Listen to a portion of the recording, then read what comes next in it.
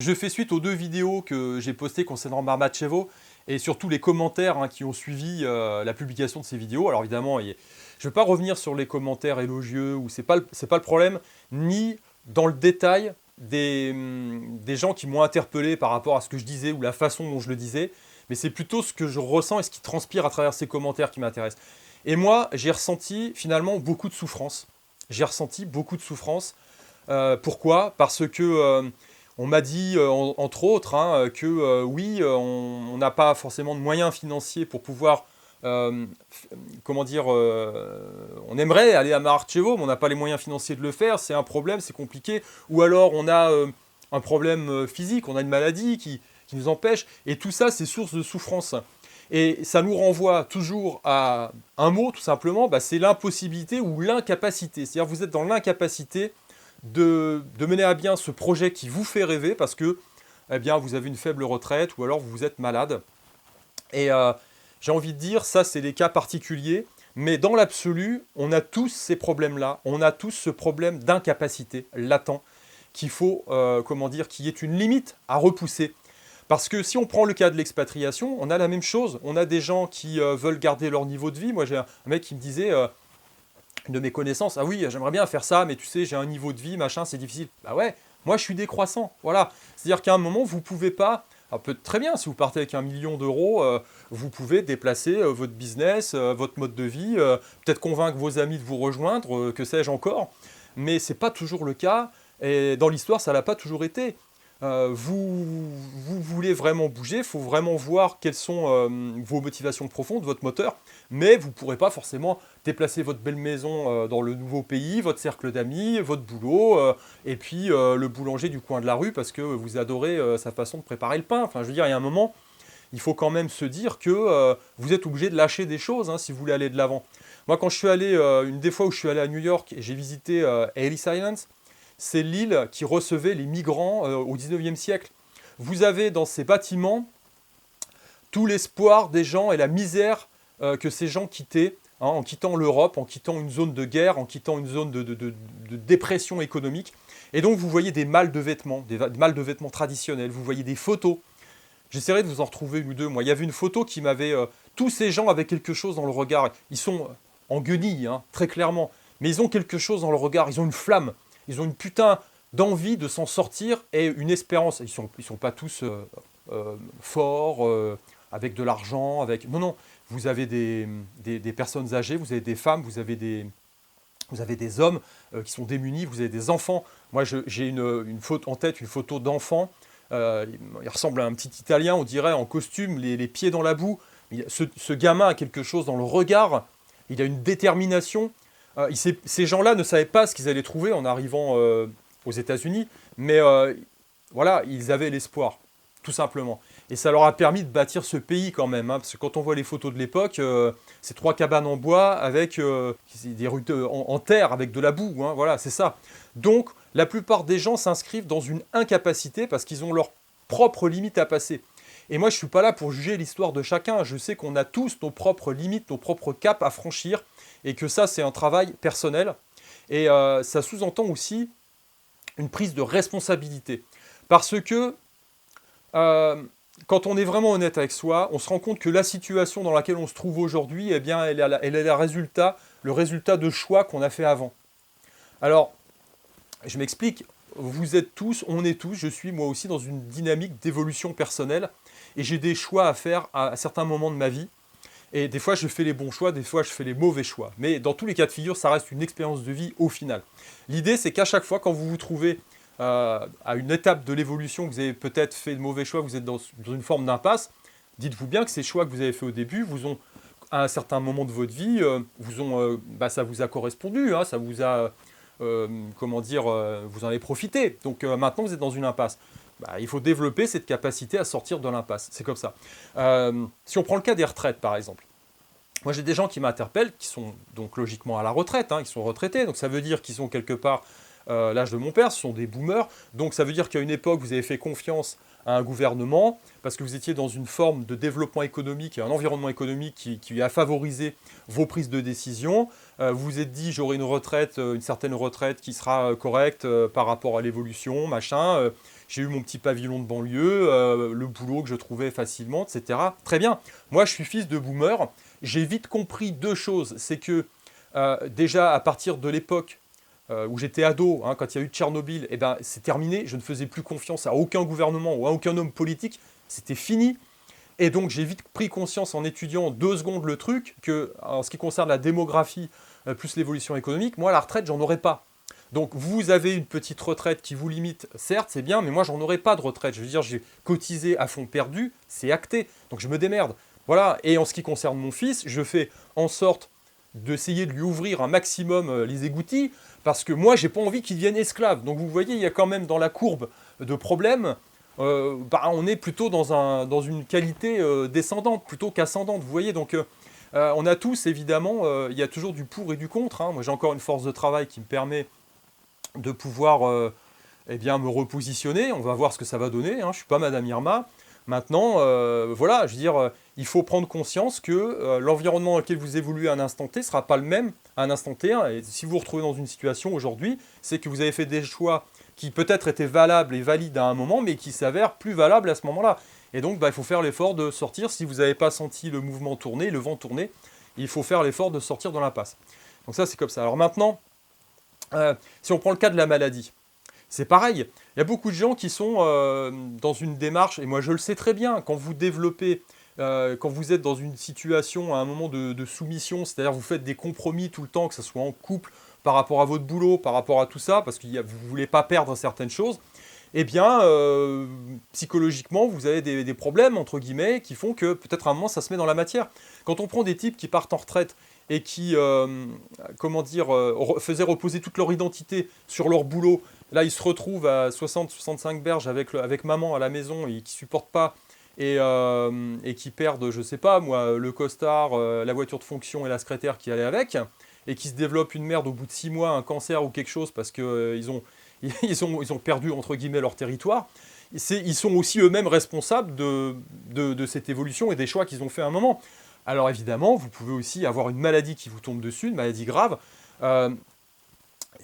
Oui, c'est aussi possible sans que vous soyez directement à l'origine du truc. Maintenant, moi je connais des gens, j'ai un copain qui a une maladie très lourde, et comme il me le dit moi-même, comme il me l'a dit déjà, comme il me l'a dit, ma maladie, c'est aussi été une forme d'électrochoc, sinon j'aurais été un jeune con, je serais devenu un vieux con. Et cet électrochoc a été une source d'élévation spirituelle pour lui. Donc, si vous voulez, les choix que vous faites à un moment vous conditionnent aussi votre évolution et votre situation actuelle. Et encore une fois, moi, je n'ai pas de jugement par rapport aux conditions de chacun. Ce que je juge juste, c'est les gens qui me rentrent dedans, parce que vous avez toujours des gens qui critiquent, et toujours dans une critique qui n'est pas forcément constructive. Hein. Quand on argumente et qu'on cherche des solutions ensemble, c'est autre chose. Mais c'est critiquer ceux qui font parce que soi-même on est incapable de faire. Et quand je dis incapable, c'est parce qu'on n'est pas capable de vaincre ses propres peurs et ses propres limites.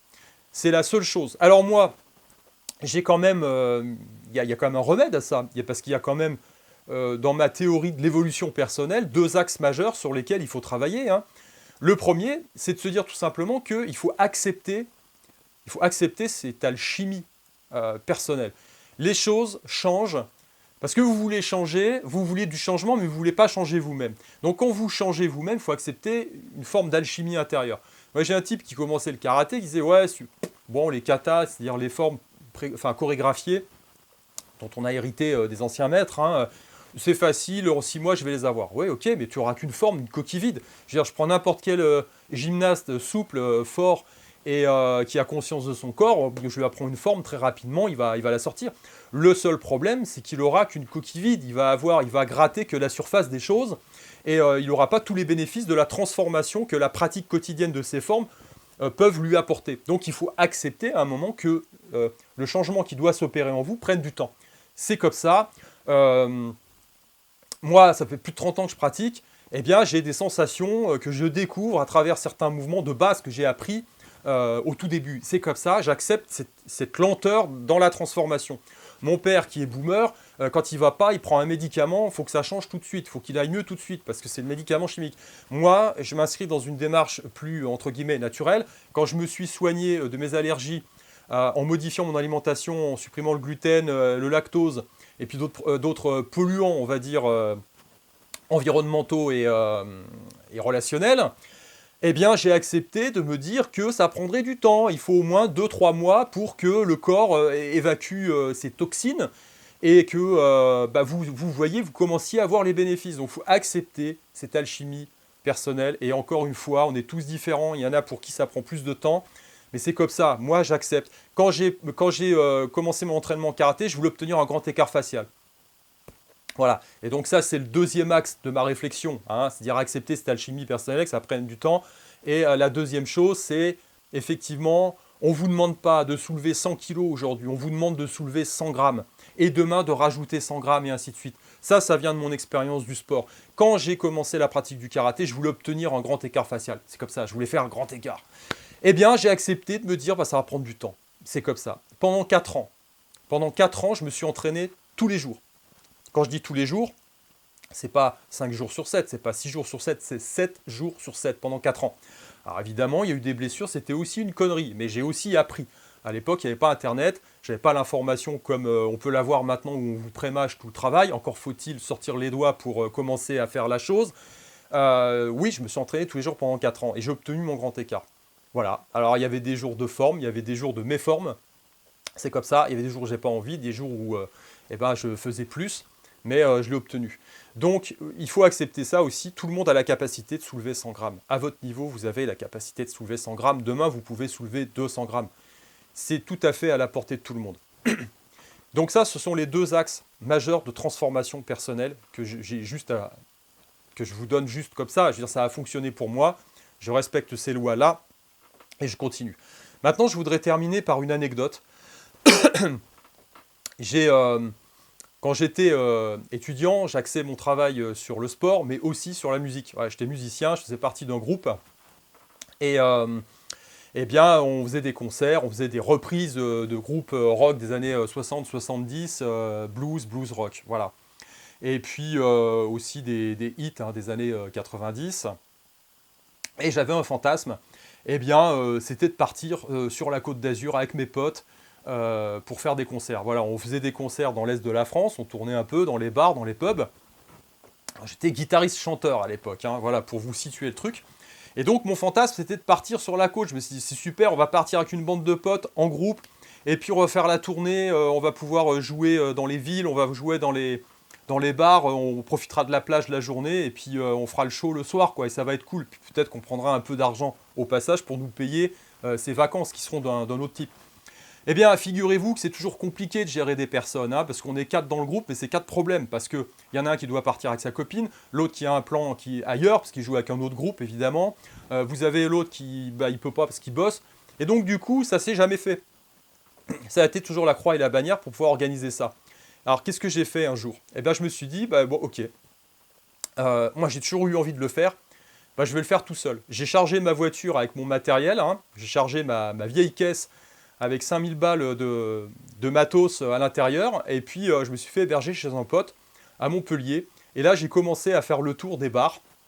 J'avais monté un répertoire, un set acoustique avec des bandes préenregistrées aussi, donc il y avait de l'électrique et de l'acoustique, et je me suis dit je vais jouer, donc j'ai pris des contacts sur place, mais évidemment comme j'arrivais un peu comme un cheveu sur la soupe, toute la programmation avait été faite, les mecs étaient intéressés, j'avais déposé les cassettes, mais bon, ça prenait du temps, et je me suis dit merde, je vais pas réussir encore à le faire, ça bloque.